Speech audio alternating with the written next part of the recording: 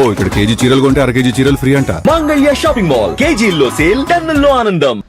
Right, మనం visuals లో చూస్తున్నాం. మల్లన్న ఆఫీస్ లో జాగృతి కార్యకర్తల దాడితో ఒక్కసారిగా ఉద్రిక్త వాతావరణం నెలకొంది. మల్లన్న గన్మ్యాన్ గన్నుతో కాల్పులు జరపడంతో అక్కడ ఉద్రిక్త వాతావరణం నెలకొంది.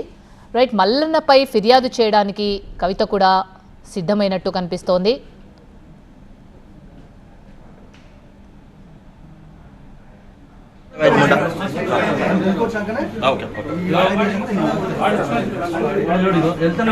ఫస్ట్ అటాక్ అయింది.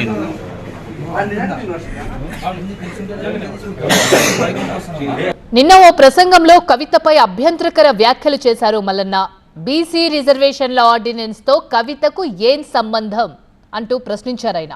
మీకు మాకు ఏవైనా కంచం పొత్తు అంటూ ఉందా అంటూ ప్రశ్నించారు. కవిత బీసీనా, మీకేం సంబంధం అంటూ మల్లన్న ప్రశ్నించారు కవితను. మేం రిజర్వేషన్లు అమలు చేస్తుంటే మీరు పండుగ చేసుకోవడం ఏంటో అర్థం కావడం లేదన్నారు మల్లన్న. ఎమ్మెల్సీ మల్లన్న వ్యాఖ్యలపై జాగృతి శ్రేణులు ఒక్కసారిగా మండిపడ్డాయి. మేడిపల్లిలోని మల్లన్న ఆఫీస్పై దాడితో ఒక్కసారిగా హైటెన్షన్ వాతావరణం నెలకొంది. హైదరాబాద్ మేడిపల్లిలో తీన్మార్ మల్లన్న కార్యాలయానికి చేరుకుంది క్లూ టీం. మల్లన్న స్టేట్మెంట్ను మల్కాజ్గిరి ఏసీబీ రికార్డ్ చేశారు. ఇక మల్లన్న గన్మెన్ ఫైరింగ్లో ఎవరికీ గాయాలు కాలేదని ఎక్స్క్లూజివ్గా టీవీ9తో రాచకొండ సిపి సుధీర్ బాబు తెలిపారు. ఇరు వర్గాల తోపులాటలో ఆఫీస్ అద్దాలు పగిలాయని, గాజు పెంకలు గుచ్చుకోవడంతో కొందరికి గాయాలయ్యాయని రాచకొండ సిపి తెలిపారు. జాగృతి కార్యకర్తలను అదుపులోకి తీసుకున్నామని కూడా ఆయన వెల్లడించారు.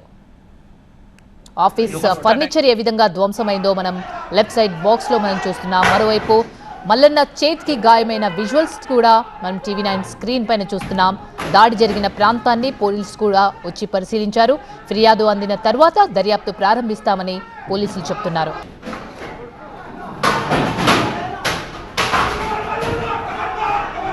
సో అక్కడున్న అద్దాలు, ఫర్నిచర్ మొత్తం కూడా ధ్వంసమయ్యాయి.